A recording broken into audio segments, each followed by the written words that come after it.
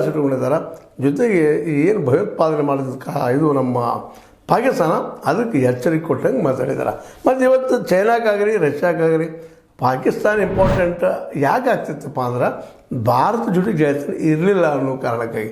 ಇವತ್ತು ಸ್ವತಃ ಭಾರತ ಅವ್ರ ಜೊತೆ ಕೂಡಿದಾಗ ಅಮೇರಿಕನ್ ಪೂರ್ತಿ ಬಿಟ್ಟು ಹೊರಗೆ ಬಂದಾಗ ಸಹಜವಾಗಿ ನಮ್ಮ ಕ್ಸಿ ಫಿಂಗ್ಗಾಯ್ತು, ನಮ್ಮ ಪುತಿನ್ ಅವರಿಗಾಯ್ತು ವಿಶ್ವಾಸ ಮಾಡಿದ್ದಾರೆ ಮೋದಿಯವ್ರ ಮೇಲೆ. ಹೀಗಾಗಿ ಅವರು ಇವತ್ತು ಏನಪ್ಪ ಅಂದ್ರೆ ಭಯೋತ್ಪಾದನೆ ಖಂಡಿಸ್ತಾ ಇದ್ದಾರೆ, ಆಗಿ ತಪ್ಪು ಅಂತ ಹೇಳ್ತಾ ಇದ್ದಾರೆ.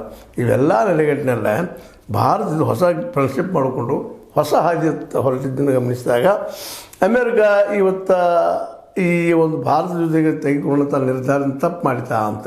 ಯಾಕಂದ್ರೆ ಈಗ ಈ ಒಂದು ಪವರ್ ಬ್ಯಾಲೆನ್ಸ್ ಮಾಡಬೇಕಾಗಿತ್ತು ಅಂದರೆ ಭಾರತ ಭಾಳ ಮುಖ್ಯ ಇತ್ತು. ಆದರೆ ಈಗ ಅವು ಭಾಳ ಕಷ್ಟ. ಯಾಕಂದರೆ ಏನಿದ್ರು ಯುರೋಪಿಯನ್ ಯೂನಿಯನ್ ಹಿಡಿಬೇಕು, ಅವರು ಯುರೋಪಿಯನ್ ಯೂನಿಯನ್ ಟ್ರಂಪ್ ಮೇಲೆ ವಿಶ್ವಾಸ ಇಲ್ಲ. ಹೀಗಾಗಿ ಜಗದ ವಿಶ್ವಾಸವನ್ನು ನಮ್ಮ ಟ್ರಂಪ್ ಅವ್ರು ಕಳ್ಕೊಂಡ್ರ ಅನ್ನುವಂಥ ಒಂದು ಸಣ್ಣ ಪ್ರಶ್ನೆ ಏನೂ ಇರಲಿ. ಮೋಸ್ಟ್ಲಿ ಅದು ಮುಂದಿನ ದಿನದಲ್ಲಿ ಅದು ಗೊತ್ತೂ ಆಗ್ತದೆ.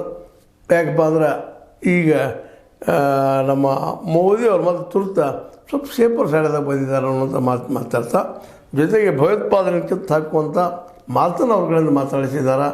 ಜೊತೆಗೆ ಅಮೇರಿಕಾ ಜೊತೆಗೆ ಟ್ಯಾಕ್ಸ್ ಬಿದ್ದರೆ ಬೀಳಪ್ಪ ನಾವು ಅದು ಸಂಪರ್ಕ ಬೇಡ ಅನ್ನೋಷ್ಟು ಮಟ್ಟಿಗೆ ಬಂದು ನಿಂತಿದ್ದು ಗಮನಿಸಿದಾಗ ಈ ತ್ರಿವಳಿಗಳು ಅಂದರೆ ಪುಟಿನ್, ಎರಡನೇದು ಕ್ಸಿ ಫಿಂಗ್, ಮೂರನೇದು ಮೋದಿ ಏನಾದರೂ ಹೊಸ ಒಂದು ಆರ್ಥಿಕ ನೀತಿಯನ್ನು ತರಬಹುದಾ ಅಂತ ಅನ್ನೋದು ಪ್ರಶ್ನೆಗಳು ಇವತ್ತು ನಿಧಾನಕ್ಕೆ ನಮ್ಮ ರಾಜ್ಯದಲ್ಲಿ ಹೊಡ್ತಾ ಇದೆ. ಏನೋ ಆಗಲಿ, ಇದೊಂದು ನಿಶ್ಚಿತವಾಗಿಯೂ ಒಳ್ಳೆಯ ಬೆಳವಣಿಗೆ ಭಾರತ ದೇಶ ಇಟ್ಕೊಂಡು ಯಾವ ರೀತಿಯಾಗಿ ಚೈನಾ ತನ್ನ ಕಾಲ ನಿಂತದ್ದು ಅಂಥ ಪ್ರಯತ್ನವನ್ನು ಭಾರತ ಅದನ್ನು ಮಾಡೋ ದಿಶೆಯಲ್ಲಿ ಹೋಗಲಿ ಅಂತ.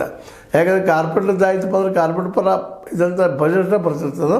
ಇವತ್ತು ಜನಸಾಮಾನ್ಯರಿಗೆ ಅನುಕೂಲವಾದ ಬಜೆಟ್ ಬರೋ ಸಾಧ್ಯತೆಗಳಿದ್ದಾವೆ ಅಂತ ಹೇಳ್ತಾ, ಒಟ್ಟಾರೆಯಾಗಿ ಈ ಸಮ್ಮೇಳನ ನಿಜವಾಗಿಯೂ ಭಾರತ ಒಂದು ನಿಟ್ಟುಸಿರು ಬಿಡುವಂಗಾಗಿದೆ ಅಂತ ಹೇಳ್ತಾ, ಇದು ನಿಮ್ಮ ಲೈಕ್ ಆಗಿರ್ಬೋದು. ಲೈಕ್ ಮಾಡಿ, ಶೇರ್ ಮಾಡಿ, ಕಮೆಂಟ್ ಮಾಡಿ, ಸಬ್ಸ್ಕ್ರೈಬ್ ನಿಲ್ಲಿಸಬೇಡ್ರಿ.